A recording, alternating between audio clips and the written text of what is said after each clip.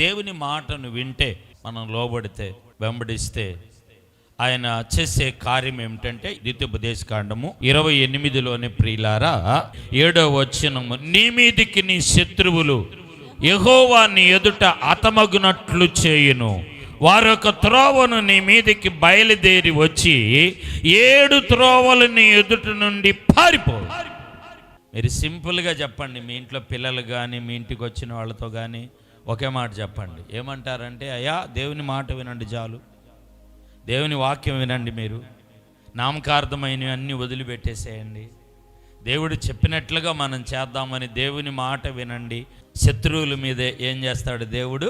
జయమిస్తాడు. శత్రువులు నాకు లేరు అన్నవాళ్ళు ఒక హల్లెలూయా గట్టిగా చెప్పండి. యేసు ప్రభు వారికే శత్రువులు ఉన్నారు, ఉన్నారా లేదా చెప్పాలి, అబద్ధం వద్దు. 12 మందిలో ఒకడు ఉంటే 100 మందిలో ఎంతమంది ఉంటారు? 12 మందిలో ఆ శత్రువు కూడా ఎలాంటి శత్రువు చూడండి, బద్ధ శత్రువు. అమ్మేశాడు, ప్రాణం తీసే శత్రువులు ఉన్నారు, గుర్తుపెట్టుకోండి. ఏదో చిన్న చిన్న మీ ఇళ్లలో జరిగితే బాధపడబోకండి. నా కొడుకలా, నా కూతురు, నా అల్లుడు ఇలా చేశాడు, నా భర్త ఇలా చేశాడు. ఏమండి ఇప్పుడు సెల్లుల్లో చూస్తున్నారు, తల్లులారా తండ్రులారా, ఏమండి చంపేసేయటం, బాక్సుల్లో పెట్టడం, డ్రమ్ముల్లో పెట్టేయటం. అయ్యా ఎక్కువ స్త్రీలదే ఎక్కువ చేయి ఉంది. సరే వాళ్ళ జోలికి వద్దులేండి, వాటి జోలికి వద్దు. అంటే శత్రువు అంటే యేసు ప్రభు వారికి ప్రియులారా అద్భుతాలు చేశాడు, స్వస్థత కార్యాలు చేశాడు, కానీ యూదా శత్రువు అయ్యాడు, ప్రాణం తీసే శత్రువు. సరే ఇది ఇలా ఉండనియండి. శిష్యుల్లో ఒకడు, యేసేపుకి ఎవరు శత్రువులు? అన్నదమ్ములే శత్రువులు. ఎక్కడున్నారు యేసేపుకి? ఎక్కడున్నారండి? అసూయపడిరి, పగబట్టిరి, మరింత పగబట్టిరి. ఎవరు? అన్న తమ్ముళ్ళ మీద, అక్క చెల్లి మీద. గుర్తుపెట్టుకోండి, అన్నదమ్ముళ్ళు వరుసగా ఇల్లు ఉంటాయి, అలా ఉంటే ఏమి అలగబోకండి, మంచిది ఉంటాం, ఒకరికొకరు పలుకోరు. ఈ ఇంట్లో వస్తూ ఆ ఇంట్లో పడకూడదు, ఆ ఇంట్లో వస్తూ ఈ ఇంట్లో పడకూడదు. అక్కడ అరవ కాలనీ మందిరంలో, పెద్ద మందిరమే కదా అది మంది, 2-3 ఆగిపోయారు. ఏం ఆగారంటే ఏం చెప్పరు వాళ్ళు. ఆగారు ఏంటంటే ఏం చెప్పరు. 2-3 సార్లు తిరిగాను, అడిగాను, వచ్చేసాను.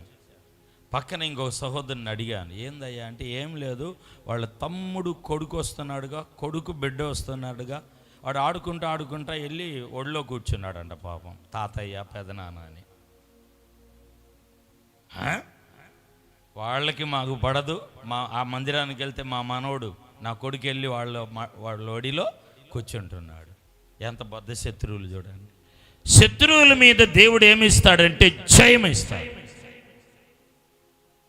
ఒకవేళ మీకు ఎవరు శత్రువులై ఉన్నారు, ఏది శత్రువై ఉన్నదో, ఒకవేళ శత్రువు లేకపోయినా మీకు ఏ కార్యం జరగలేదో ఆ కార్యాన్ని శత్రువుగా భావించండి. ఈరోజు ఆ కార్యం మీద దేవుడు మీకు జయం ఇస్తాడు.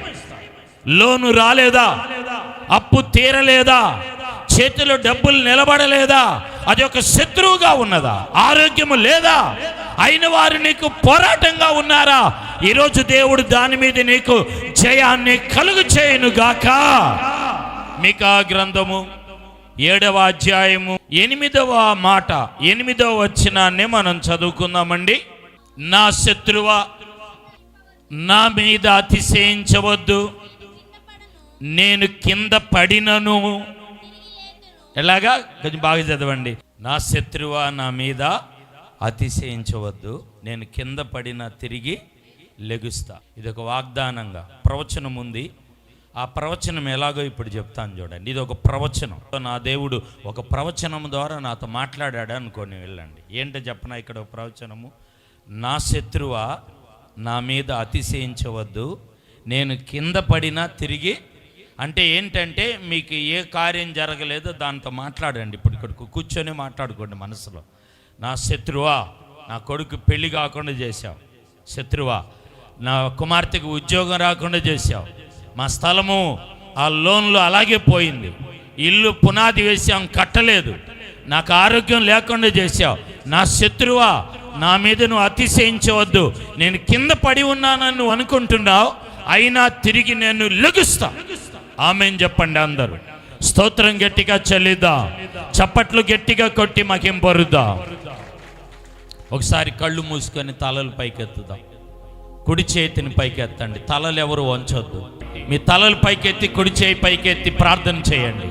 ఏమంటారంటే, శత్రువా నా మీద అతిశయించవద్దు, నేను కింద పడి ఉన్నాను అయినా తిరిగి లెగుస్తానని మీ మనసులోకి తెచ్చుకోండి. శత్రువు ఎవరు, ఏ కార్యం శత్రువో, ఏది శత్రువో ఒకసారి మీ మనసులోకి తెచ్చుకోండి. అతిశయించవద్దు.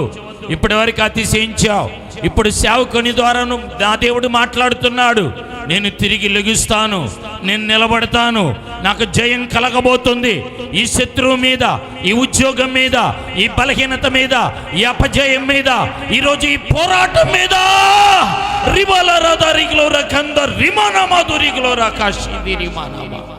యేసు నామములో జయం పొందుదుముగాక.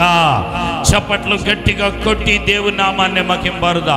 కొట్టాలి గట్టిగా చప్పట్లు, స్తోత్రాలు గట్టిగా చెల్లిదా, గట్టిగా దేవునికి స్తోత్రం చెల్లిదా. దేవుడు విజయాన్ని, జయాన్ని అనుగ్రహిస్తాడు. దేవుని వాక్యములో నా ప్రియ సహోదరి సహోదరులారా, ప్రాంతములో ఎక్కడ నుండి మీరు ఈ వాక్యాన్ని వింటూ ఉన్నారు, ఈరోజు మీ శత్రువు మీద నా దేవుడు జయమిస్తాడు. వ్యాపారములో శత్రువులు ఉన్నారా? అనారోగ్యమైన శత్రువు ఉన్నదా? అన్నదమ్ముళ్ళు శత్రువు అయ్యారా? దేవుడు ఆయన జయమిస్తాడు. ప్రేమ కలిగిన మా తండ్రి, సర్వాధికారి, మహిమా స్వరూపుడా, మీకు వందనాలు.